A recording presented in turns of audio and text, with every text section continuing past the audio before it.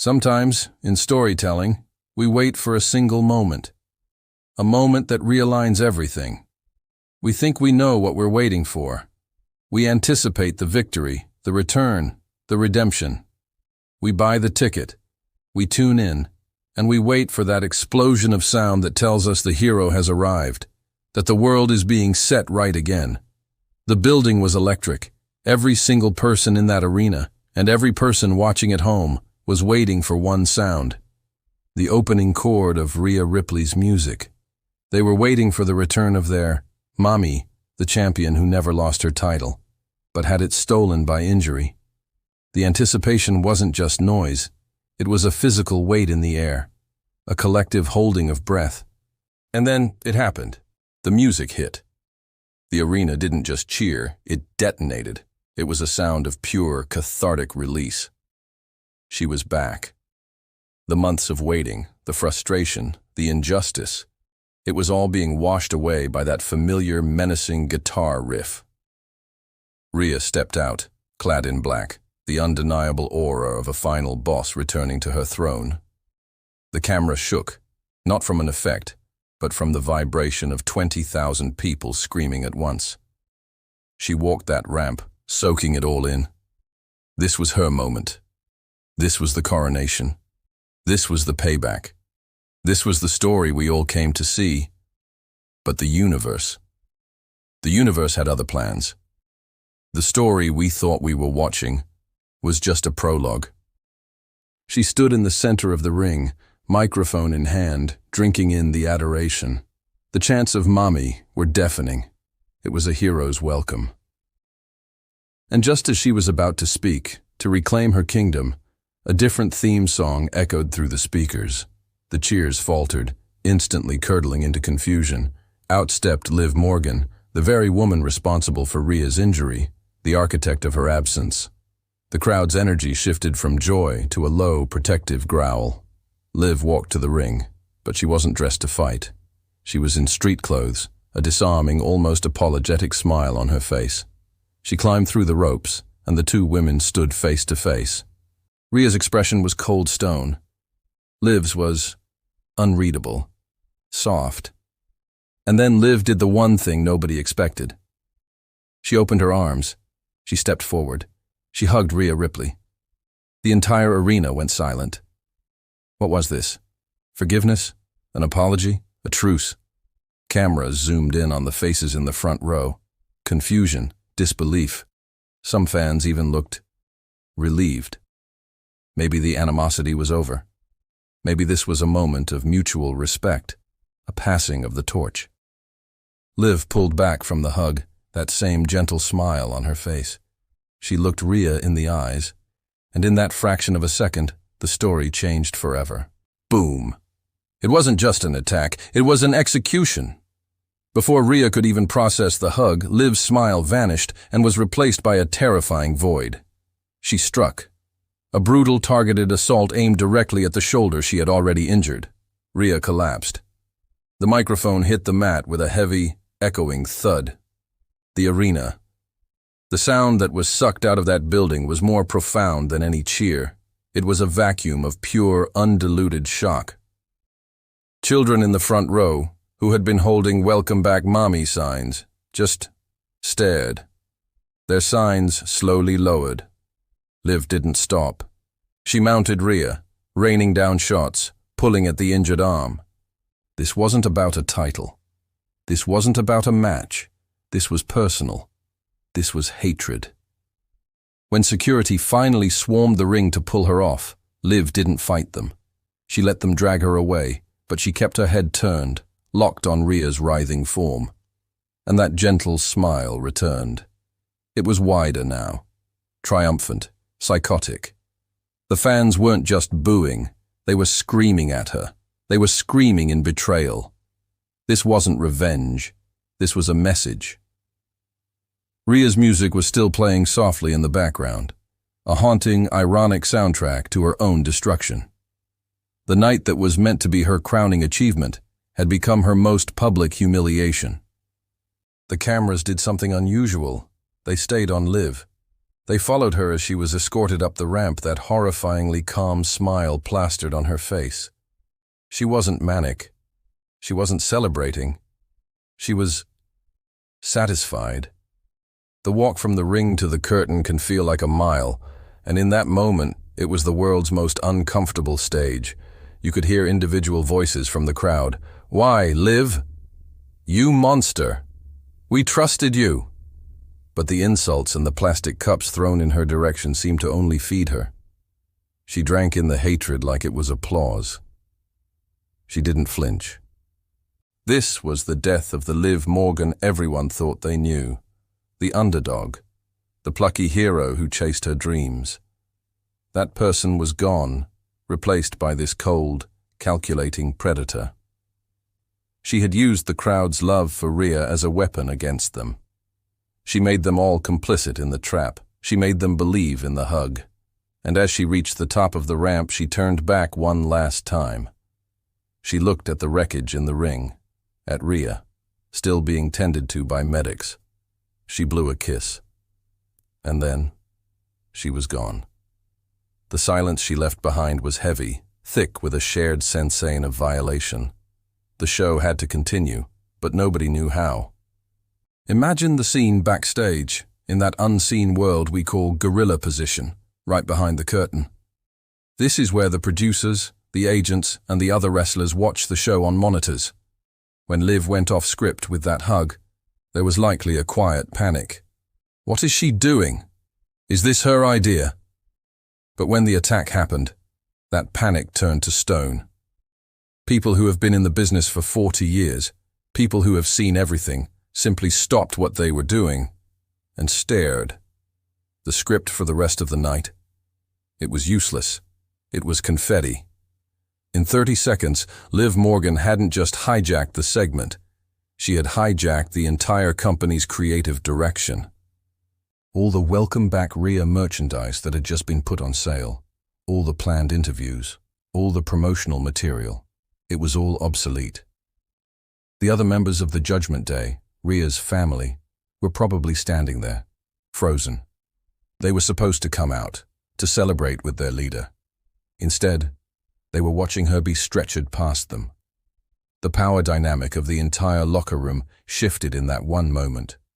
The Queen was back, but the second she sat on her throne, a new assassin had driven a knife straight through it. The machine had stopped. Let's talk about that smile. It's the detail that will haunt everyone. It wasn't the smile of a champion.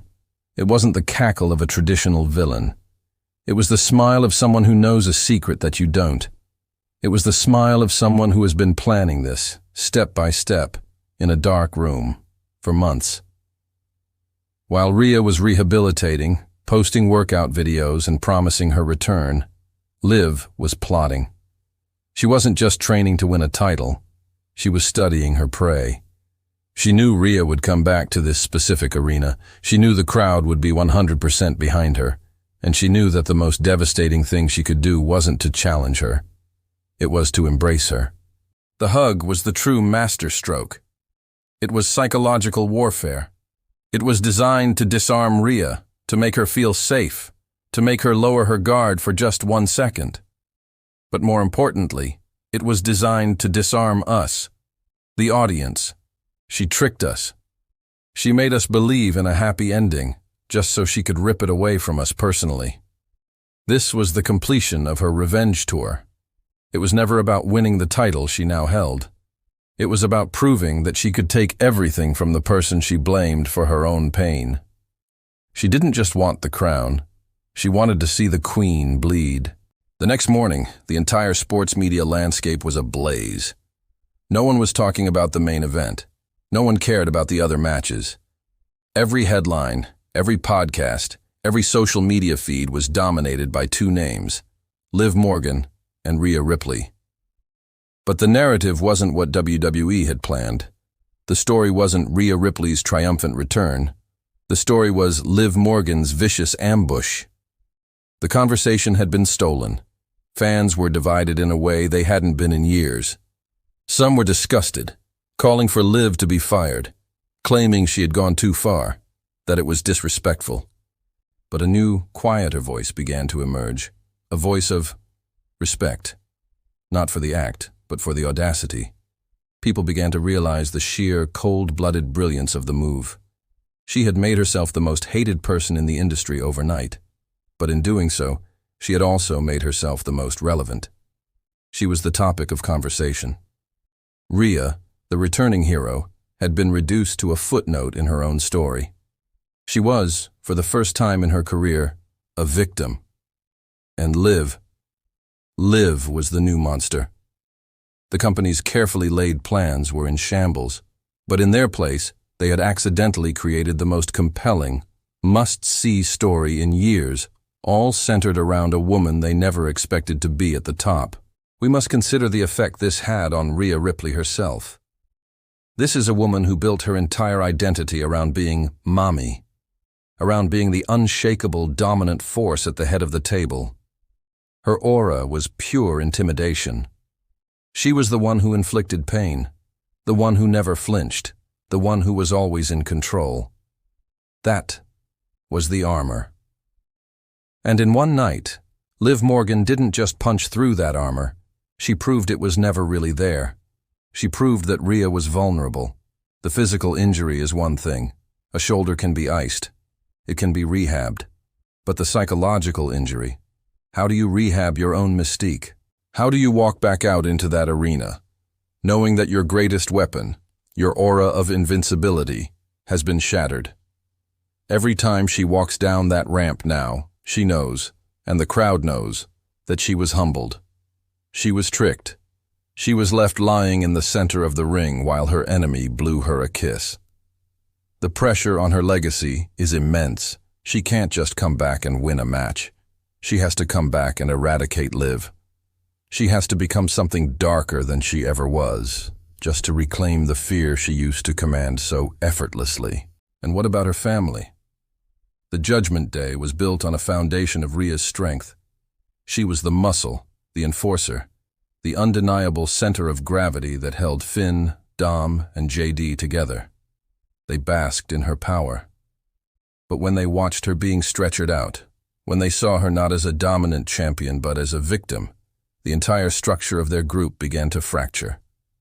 Suddenly, Mommy wasn't in control.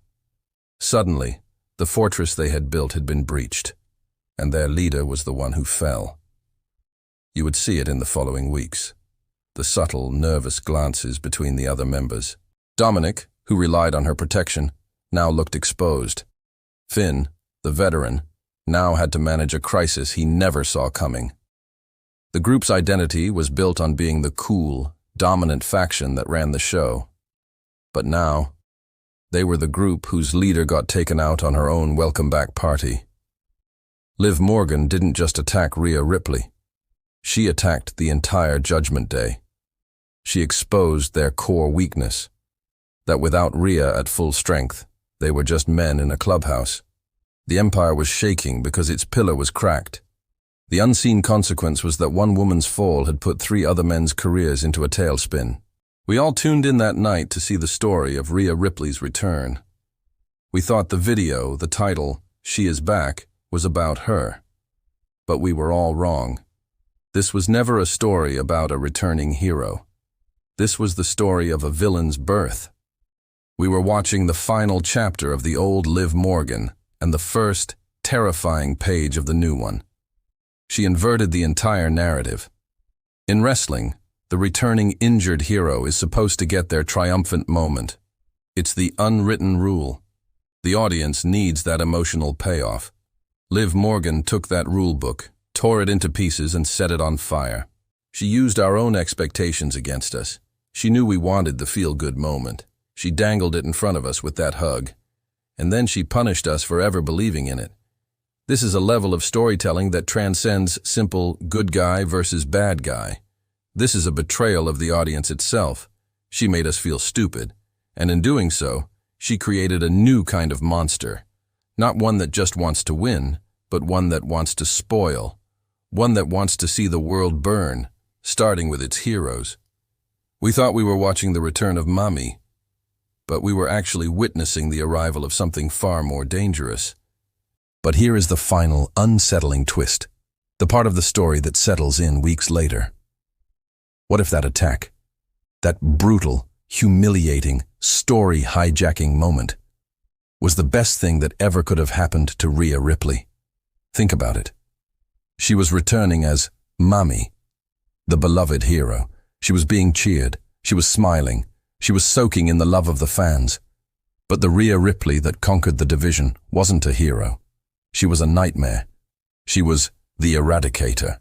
She was a dominant, terrifying force who didn't care about cheers or merchandise sales. She cared about one thing: destruction.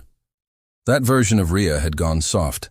She had become comfortable, beloved. Liv Morgan, in her act of ultimate betrayal, didn't just injure Rhea. She saved her. She killed Mami. She reminded Rhea what it felt like to be hunted, to be humiliated, to be angry. The hug and the attack were a baptism of fire. The final shot of that night wasn't Rhea being stretchered out. The real story was the look in her eyes as she was being carried away. The love was gone. The warmth was gone. All that was left was a cold, pure, focused rage. Liv Morgan wanted to end Rhea Ripley, but instead, she just unleashed her. The title of the story was true. She is back, not the Mami we wanted, but the monster we needed.